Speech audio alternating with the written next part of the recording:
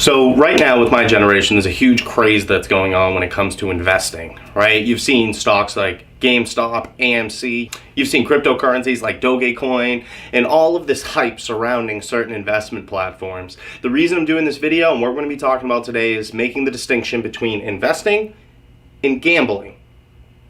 They're not the same, all right? So investing is typically expending money with the anticipation of a profit coming back in return. All right. So when you put your money into something, you obviously want to get a profit back, right?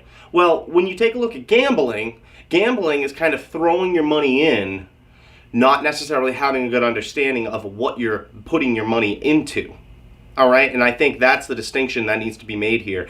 So let's say, for instance, that you are going to jump on the bandwagon of putting your money into one of these hyped stocks or these hyped cryptocurrencies. You need to think, do you have an understanding of what you're putting your money into? Or are you just gambling, riding the wave of other people that are putting their money in, and you're just essentially falling into the FOMO crowd, the fear of missing out, trying to capitalize off of the pumps that are taking place?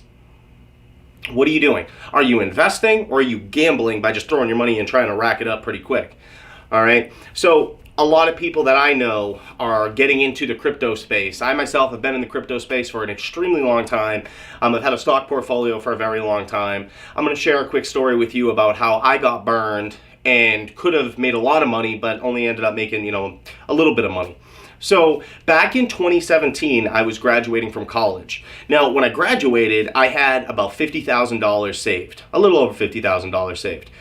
So, and we're going to get into where that money came from later, but I had about 50,000. And a good buddy of mine tipped me off that Ethereum was going to be added to Coinbase. Now, I had already missed the initial rise of Bitcoin at the time, or so I thought.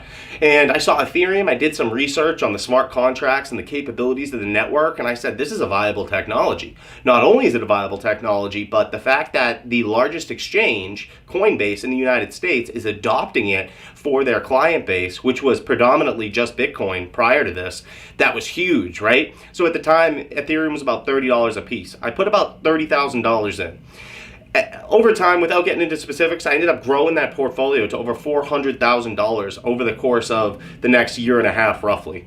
All right, now, here's the thing. I invested in the technology, but then it turned into a little bit of a gamble because my greed took over. Okay, so what ended up happening to me was series of dopamine hits, right? Because you would, at that time, you would refresh your phone and you would make $20,000, or at least you would on, paper when you took a look at your app. That gives you a dopamine hit and you get this sensation of, oh my God, of winning, right? I can only imagine, I'm not a gambler, I don't go to casinos or anything, but I would imagine that same feeling that I got is the same feeling that keeps people going back to a casino. That rush of adrenaline, that, oh my God, look at this, right? So you kind of get a little hooked on that. Not only that, but your greed gets the best of you. So, listen, I end up racking this portfolio up to 400 grand. All right, 400 G's. All right, it's a lot of money. All right, and it's easy to say, cash out, man. Why didn't you cash out? You should have cashed out. Well, it's easy to say that unless you're in the situation when you're refreshing, you're seeing your money fly, fly, fly, fly, and then if any of you are well versed in the crypto space, you know how it goes. As fast as it goes up, it almost goes back down at double the speed.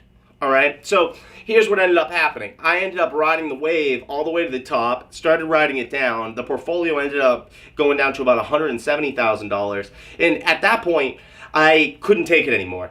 I was barely sleeping because I was so inexperienced when it came to investing, and I didn't know how to handle that at the time. Okay, so I ended up pulling out at $170,000, threw 50 grand in my bank account, and then on top of that, I ended up taking the additional money and I made the mistake of gambling it. There was a handful of technologies getting media attention at the time, one of which was EOS. EOS was shooting up. So put money into EOS, ended up riding that portfolio that was at $120,000 all the way down to $30,000. Okay, and at that point I said, listen, that's my initial investment. I'm gonna cap out here. Did pretty well, ended up making about 50,000. Far cry from 400, but what are you gonna do, right? So that was my initial experience. Now, The more and more research that I conducted into the crypto space after the fact, and I kept that money in the exchange, by the way, there was a few handful of events that you can study and you can take a look at. Okay, so one of these big events was the halvening. The halvening is essentially when the Bitcoin blockchain is diverged in the difficulty to mine the blocks, which mining, by the way, is essentially the facilitation of coins being transferred from A to B. The miner gets a reward off of the block, which is a new piece of a Bitcoin. That goes into their wallet. That's how Bitcoins are created. And that's why mining is so popular right now and the prices of graphic cards are through the roof. Okay? So, when a halvening takes place, which the trajectory is every 4 years, give or take, there's going to be a halvening. When that happens, the difficulty or the reward gets cut in half. The difficulty gets doubled, which means the reward gets cut in half. Okay? And when that happens, the amount of new Bitcoin coming into circulation drastically goes down. Okay? And simple supply and demand economics here. The lower the supply, and if demand stayed stagnant, the price goes up. If we lower the supply and the demand goes up, then price shoots through the roof. All right? Just look at PlayStation 5. It's a perfect example. The demand was crazy high. The supply was crazy low. Next thing you know, people are selling them for $1,000 on eBay. All right? So, same thing, same principle here. Basic economic principles here. All right, so I understood that, and that's why last year, prior to the whole pandemic, I was thinking about jumping back in because I knew there was going to be a halvening in August. Well, lo and behold, crypto market crashed, stock market crashed, and I jumped back in. All right, I threw about 30,000. I think I had a little over 30,000 in the account. Ended up throwing that back in there, and then rode that wave up, and it's been a great year thus far. But the moral of the story here is when you go to invest, okay, and I'm using that term investing, and the way that I like to define it is having an understanding of the medium you're placing your money upon. If you do not have an understanding and you're simply trying to ride a wave, trying to profit, and you feel a sense of FOMO, essentially, right, and you find yourself tempted to gamble, more than likely, you're putting your money in at the wrong time. You've heard people say, buy low, sell high, right? Very basic principle. Well, if your fear of missing out is stemming from growth of a particular asset class, be it a stock or anything, well, guess what? You're buying on the way up, which can be good, but you could also be the one left holding the bag when it comes back down the other way. All right? And that's another thing that I want to talk about is buying dips. A lot of people are talking about that right now. Well, if you want to do that, just again, educate yourself. And this is, by the way, this is in no way, shape, or form financial advice. These are just principles that I go upon. I want to educate the people out there at a high level without getting too granular, so that way you have a good understanding.